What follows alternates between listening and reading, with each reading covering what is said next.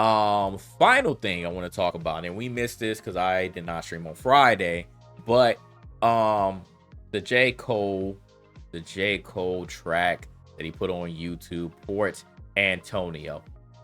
Initially after listening to it, I did not think that it would cause the controversy that it did. But with the second verse, man, it got people talking. I'm seeing more theories rolling around. So I wanted to say my piece on this track and the theories and the rumors that I have been hearing so far, mainly surrounded by what he said in that second verse. First of all, I want to say I like the song. I like the song. I didn't see anything wrong with it. Obviously, we know J. Cole can rap. Like that's a no-brainer here. If you think that he can't rap, then obviously you don't know rap. Like J. Cole spits his ass off. And after the whole situation with, I might delete this later, and then Dreamville Fest, the apology, 7-minute drill, taking that off, and basically just sitting in silence outside of the feature that he's been doing. J. Cole hasn't, said anything. He's been pretty quiet. And honestly, I mean, the main two people who were in the beef, Drake and Kendrick, after everything was said and done, outside of just the Instagram stuff that's rolling around and the Super Bowl, when Kendrick gave a little jab there, haven't really been anything directly that really anybody has said, after the beef. So, with that being said, now J. Cole puts out this track, right? He puts out this track and he does directly address, where his mind was and how the internet basically, bullied him. They gaslit him to make a response to Kendrick, and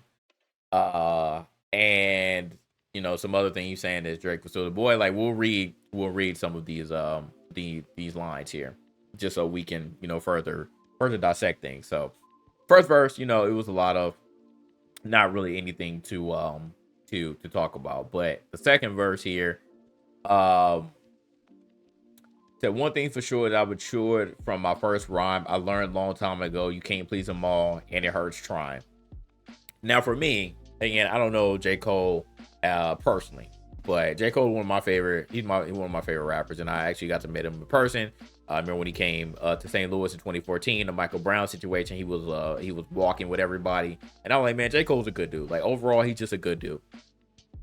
And I don't strike, especially with J. Cole being such a recluse and like basically keep it to himself. I don't see J. Cole as a person who tries to please everybody, right? I thought that he would have learned this. I thought he would have learned this even quicker than, say, I don't know, because I don't know what a long time ago means here, but I wonder when that point was for him that he had this realization that, yeah, you can't please everybody. You cannot please everybody, man. So that was an interesting line here. So like Dirk, I'm smirking at niggas trying to besmirch mine. Absurd times when the fake get told it as wise. I can see hate in both of your eyes, but the third is blind. So you search lines, but you struggle, which explains the puzzle look on the dull face that the word finds. So he's addressing the people who, especially because it was, oh my god, it was so many freaking opinions, and I didn't agree with all of it. There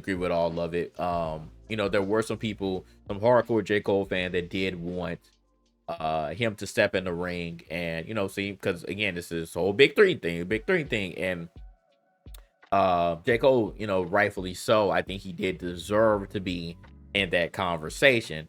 And he brought this up multiple times, especially in the first person shooter, like who you think is the best out of me, Drake and K-Dot. And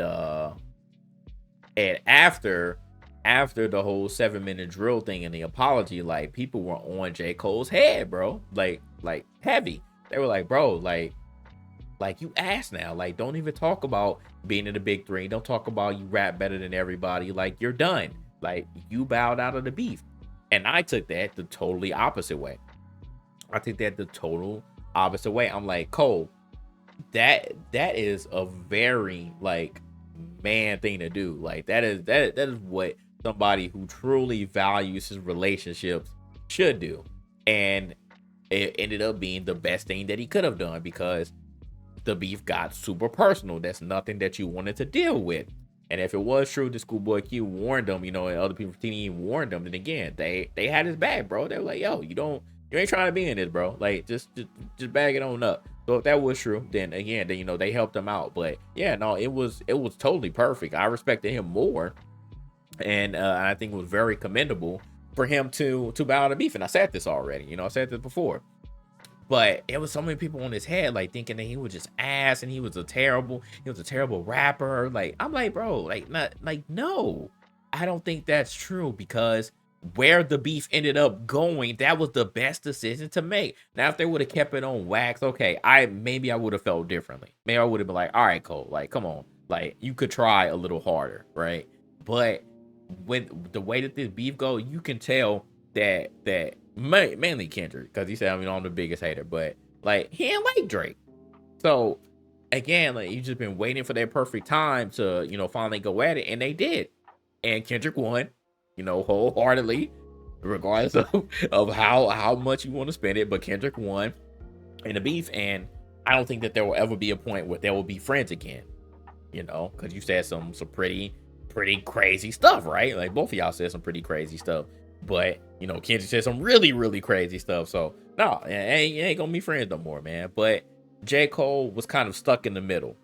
He was stuck in the middle because in Dreamville TDE, like, they had this thing, and obviously, like, you and Drake are cool, and y'all had the latest track together, and obviously you still value that friendship. So yeah, you just jumping in the middle of it and making a triple threat, you making this track about Kendrick just didn't make sense.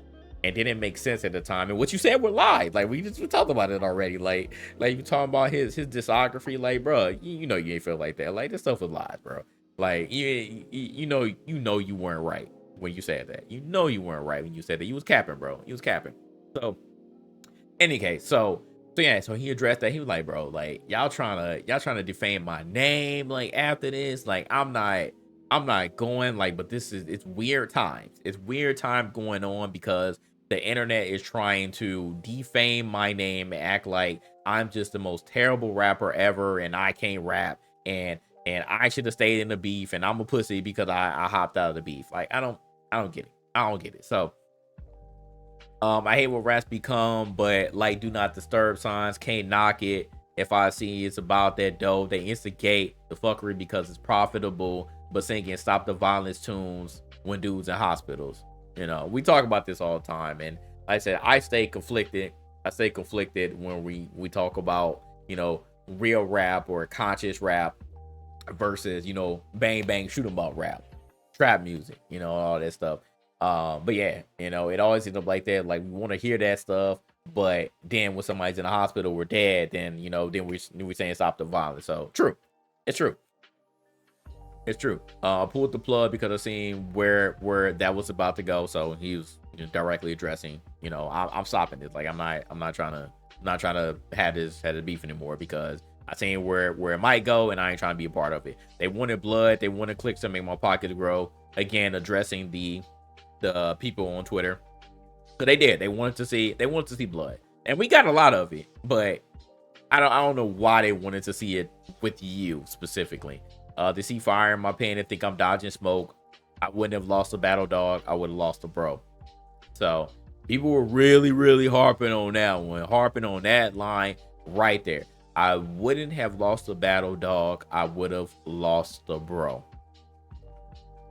This clearly tells you that J. Cole values, like I said before, he values his relationship.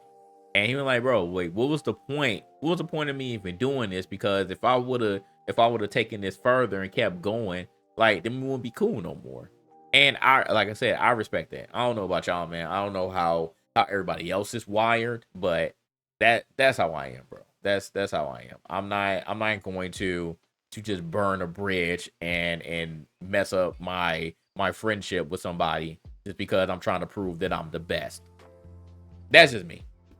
That's just me. But yeah, people were upset about that. They're like, "What are you talking about? This is rap, nigga."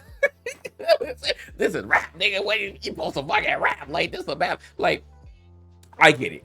I get it in rap. There's competition. Again, this is another one of those things that like rap is the only genre here. The only genre that we thrive on. Like who's the best? Who's the best? There has to be someone who's the big dog, who's at the tippy top. Doesn't happen really in R&B. This doesn't really happen in country music, EDM, like all these other genres. They don't care. They have a lot of greats, but in rap, like I get it. You know, this was the essence of rap. I understand it. This was a essence. This is the essence of hip hop, right? Because we used to battle in the parks and stuff like that. But bro, it doesn't have to be like this all the time, right? It doesn't have to be like this all the time. There does not have to be a definitive number one. Whoever's number one is your opinion and your opinion only, right? You could feel like Kendrick is the number one rapper. You can feel like Drake's the number one rapper, even though I might judge you if you do. And you can feel like J. Cole's the best rapper. There are still a lot of people who think that Jay-Z is the best rapper. Some people think Eminem's the best rapper. There's some people who still think that Biggie or Tupac is the best rapper. Like, your opinions are going to vary. So I don't feel like everybody has to step in the ring, you know, because it's not like all of these people have battled through the test of time. Yes, there have been some jabs. Yes, they have been battle tested, like the people who I mentioned. Yes, but I don't necessarily think that because they may have won against somebody or may have lost against somebody. I mean, I may look at you a certain type of way for a little bit, but again, like with Jay-Z, for example, Nas beat him. Nas beat him with Ether, but does really anybody, like at the time we looked at Jay-Z a little funny, because especially after the aftermath with the second diss track and his mama, you know, making him apologize because he went too far. But outside of that, like I don't think there's so many people that are like, man, I still don't think Jay-Z is number one because he lost to Nas. Like, and a lot of people don't even put Nas in their number one after that. So you see what I'm saying? Like, even though Nas won, they don't. I don't see too many people putting Nas as their number one. They still put Jay-Z as their number one. So you see what I'm saying? So it's still opinion based. It doesn't necessarily definitively mean because you got in the ring and you felt like you had to battle, that because you won that you're number one, or because you're lost that you automatically number two. So again, coming back to this, I'm like, all right, well, I get that there's a big three, and again, this is what the internet made up, right? The internet made up, and they put you in this, you know, in these total, man. It could switch again depending on who you're asking. They're hardcore J. Cole fan, that no matter what you tell them, J. Cole is the number one. Same thing with Kendrick, same thing with Drake. So none of this matters. None of this matters in the grand scheme of things. So if you truly feel like, you know, that's your friend, that K-Dot was your friend, and you valued their relationship, then why does this hurt people? I don't understand. I don't understand why it hurts people. I get the super competitive people like will listen to Joe Budden, who like, yeah, fuck that. Like, but Joe Budden's a different breed. Like that, he thrived off of battling niggas. He's like, yeah, none of these niggas are your friends.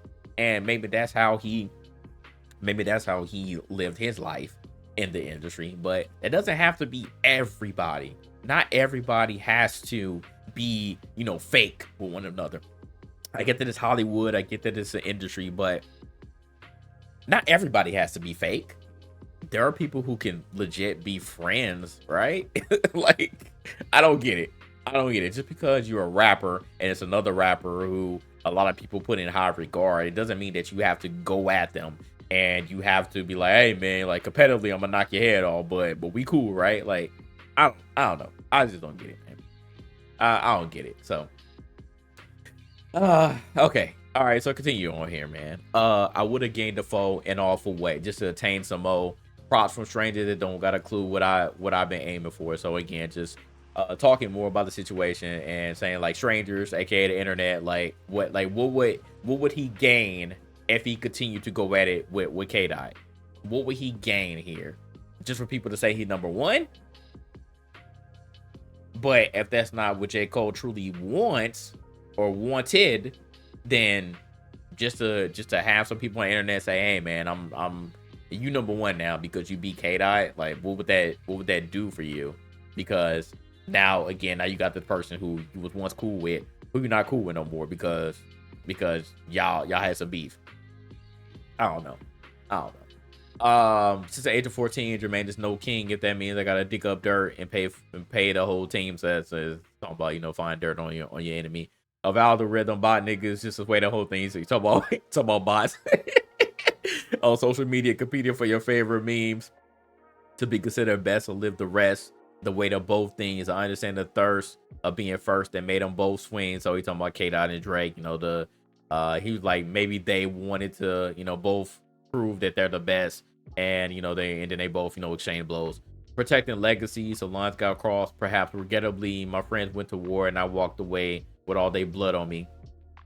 People had a problem with this line too. They were like, what are you talking about blood on you? Because you cast a stone, but then you held your hand.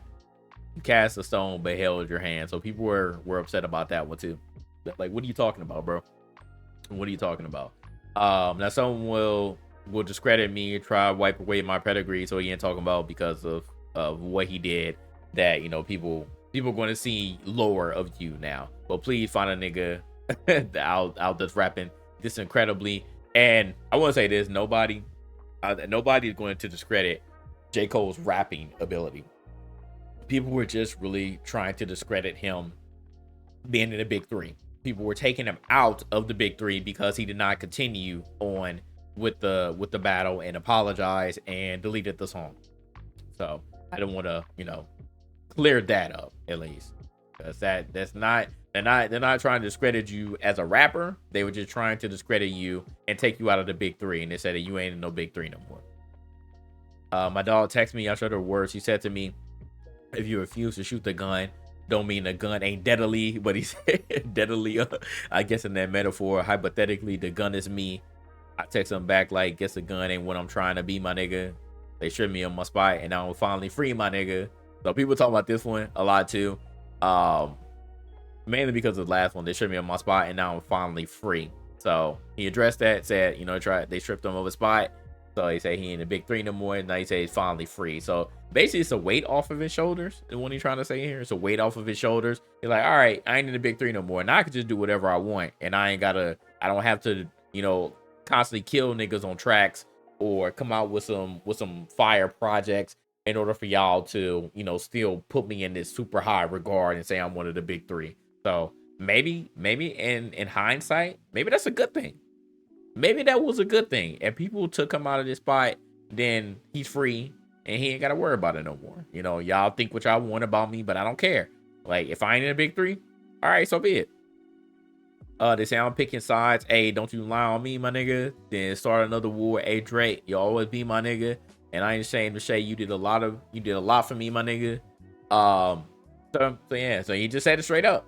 You know, you don't have to you know, decipher. It's not a subliminal that you got to really think about. So he said straight up, look, Drake is still my homie.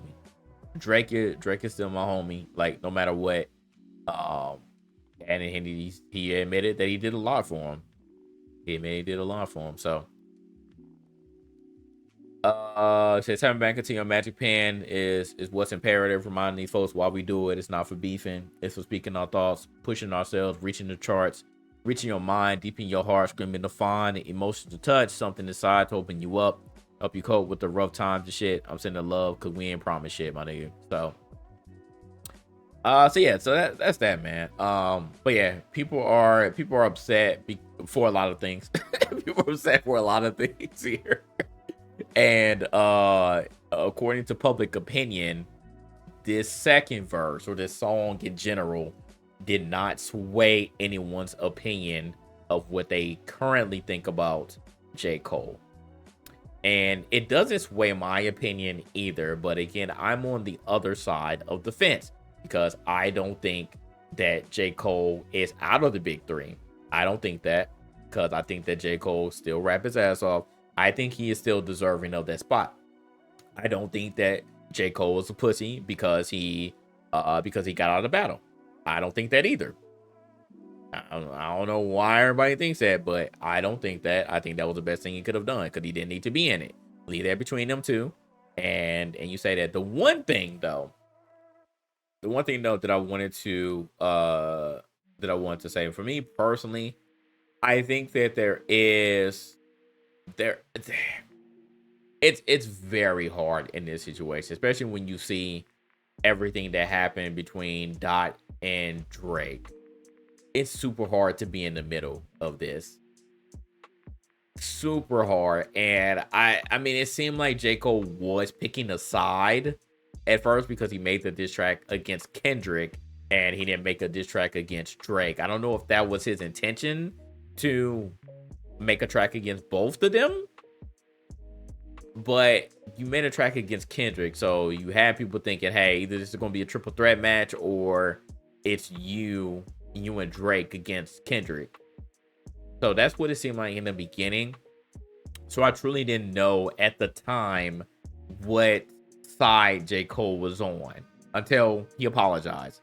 And then when he apologized, then it was like, okay, well, you're on Kendrick and TDE side, right? Because you wouldn't have done that if you didn't feel some type of way and felt like, hey, like if I continue to do this, then, then I'm, we're not gonna be cool anymore. So to Drake, I don't know what he thought. Obviously they had their bar, both of them had their bars involving Cole and the various diss tracks they both put out, but I don't know if Drake felt like at the time that, hey, you are on Kendrick's side, therefore I'm about to go at you too. It's truly 20v1, and now you're, just another one on the notch of that 20 people there. So I don't know. But it's like it's super hard to pick sides here. It's like, James, you stay in the middle is super difficult. And I don't know if either side wanted you to be like, hey, like whose side are you truly on? Like you can't be just playing the fence here. It's either you're gonna be with Kendrick and TDE or you're gonna be with Drake and OVO. I don't know what happened in the background. I don't know if he got calls or texts or anything, any sort of communication from either of them, but that's the one thing that I find interesting. I'm not saying that he needs to pick a side, but I did find that interesting.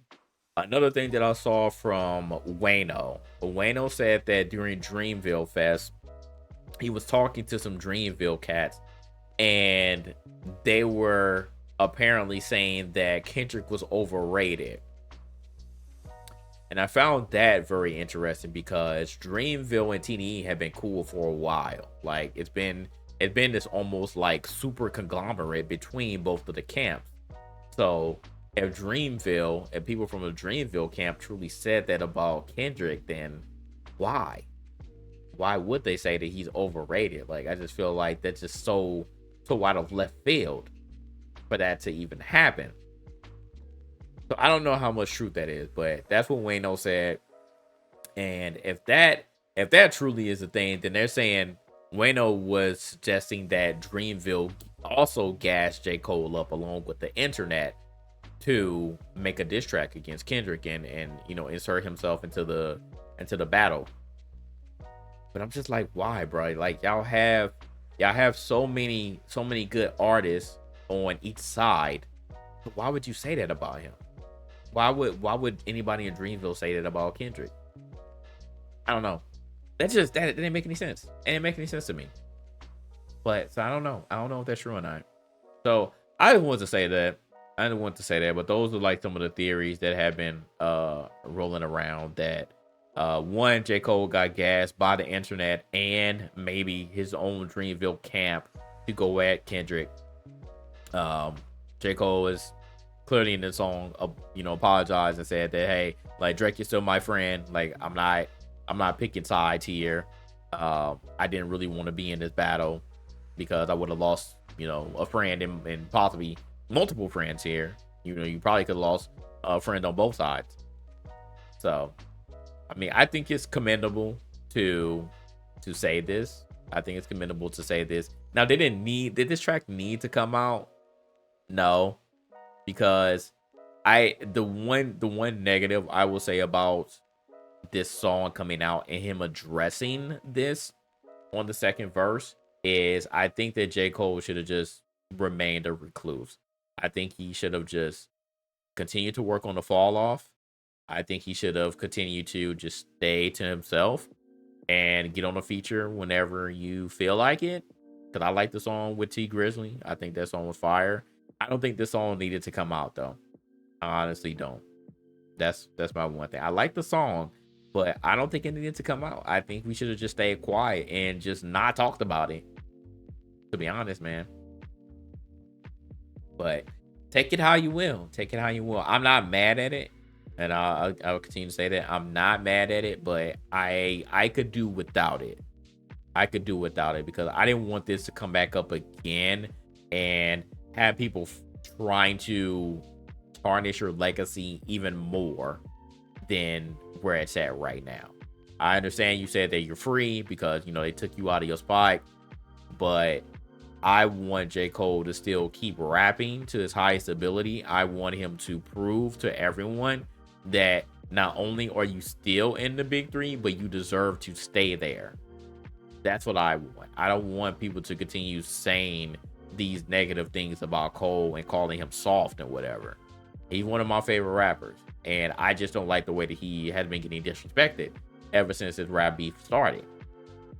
But my one warning to Cole is eventually you're going to have to pick a side, my friend, especially if this keeps going. If this continues to be like a Cold War type of situation where Drake is going to continue to, make subtle jabs at Kendrick and Instagram posts and stuff like that. And then Kendrick, either says nothing because Kendrick is the ultimate. Like Cole is, he's good at being a recluse, but Kendrick is really good at being a recluse. Like that man literally does not go outside. You don't catch him doing nothing. But you gonna have to pick a side, my guy, because I mean Kendrick could just not say anything at all and just pop out like 5 years later and act like nothing happened. That's what he's been doing before, so he can do that. But I think it's gonna be eventually a time where you're gonna have to pick a side, because if this keeps going, then you're gonna be looking stupid. You're gonna be looking stupid still trying to play the fence, unless you just say nothing. Say nothing. Say nada. Say nada. Nothing, and just leave it alone. But if you keep talking about it, don't put none of this stuff in your rhymes. Just act like it never happened and just keep rapping. I want The Fall Off to be one of the best albums I ever heard from him, so I'm hoping that it's great. Just keep working on that album, bring it out, and just let the internet do what they do. Don't respond, don't do nothing. Just leave it at that. Go be a recluse, go back into your hidey hole and chill out. That's my opinion. That's my opinion. They can't call him a box side though. Said that I hear play the Collard Green track. I did hear that. A man has seen this off when he owns up to his own mistakes and being true to himself. This generation could. What up, Ace? They're glad you back. Thank you. So yeah, that's my opinion on it.